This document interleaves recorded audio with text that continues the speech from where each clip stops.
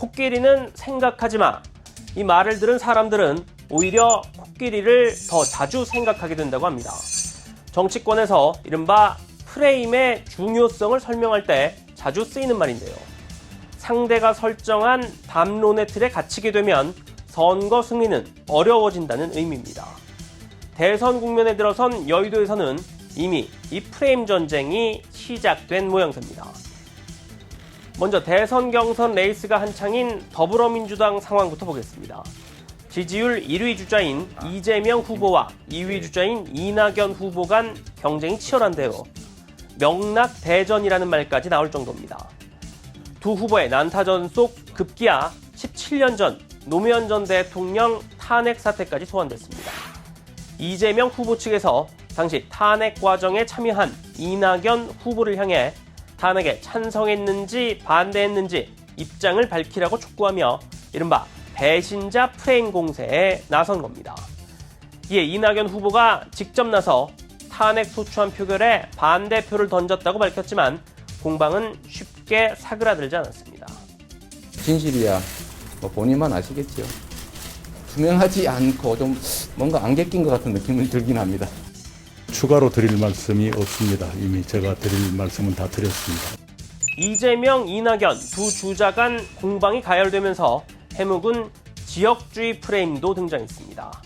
이번엔 이낙연 후보 측에서 이재명 후보의 언론 인터뷰 중 이른바 백제 발언을 문제 삼으며 대대적인 공세에 나선 건데요.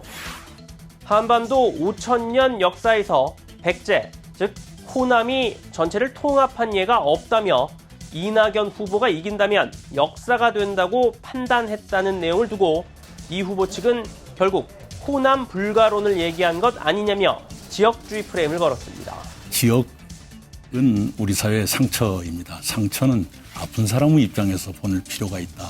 이 말씀을 드리고요.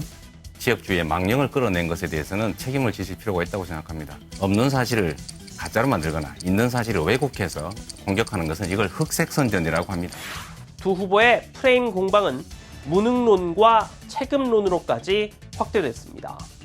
이재명 캠프에서 이낙연 후보의 전남지사 시절 저조한 공약 이행률과 당대표 때의 지지율 하락 등을 들어 공세를 펴자 이낙연 후보가 닭 잡는 칼과 소 잡는 칼은 다르다며 맞선 겁니다. 이번엔 제1야당 국민의힘 상황 알아보겠습니다. 아직 대선 경선 버스가 출발하기 전이지만 이미 10명 넘는 후보가 탑승하며 열기가 뜨거운데요. 최근 새 식구가 된 윤석열, 최재형 두 주자를 겨냥한 다른 후보들의 공세가 시작된 모습입니다. 정치 참여 선언 직후 여권으로부터 자신을 임명한 정권에 등을 돌렸다는 배신자 프레임 공격을 받아온 윤석열 전 검찰총장과 최재형 전 감사원장. 최근에는 두 주자를 향한 당내 경쟁자들의 공세도 본격화하는 양상입니다. 입당 이후 잇단 설화에 휩싸이고 있는 윤 전 총장과 정책 관련 준비 부족을 시인한 최 전 원장에 대해 대선 후보로서의 자질이 부족한 것 아니냐는 겁니다. 대통령 후보는 출마한 다음에 공부하는 자리, 경험하는 자리가 아니라 국가 리더로서의 공적인 준비와 역량을 증명하는 자리입니다.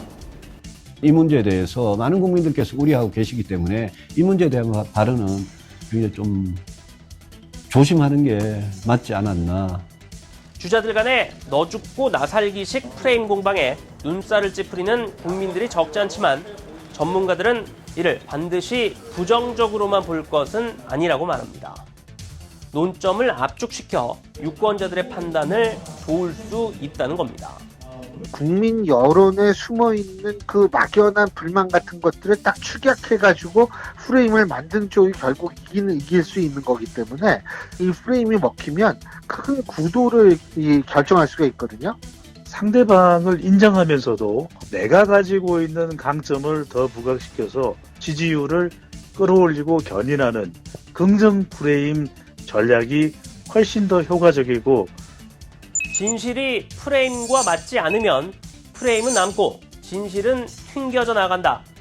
미국 언어인지학자 조지 레이코프가 프레임의 중요성을 강조하며 한 말입니다. 그만큼 현대 선거에 있어 프레임 전쟁은 필수 불가결한 요소가 되고 있는데요.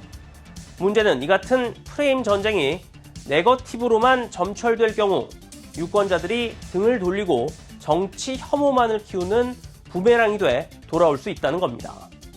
앞서 언급된 것처럼 남을 깎아내리는 것이 아니라 자신의 장점을 드러내는 긍정 프레임 경쟁, 보다 성숙하고 선진화된 담론의 대결을 기대해 봅니다. 지금까지 대선 풍향기였습니다.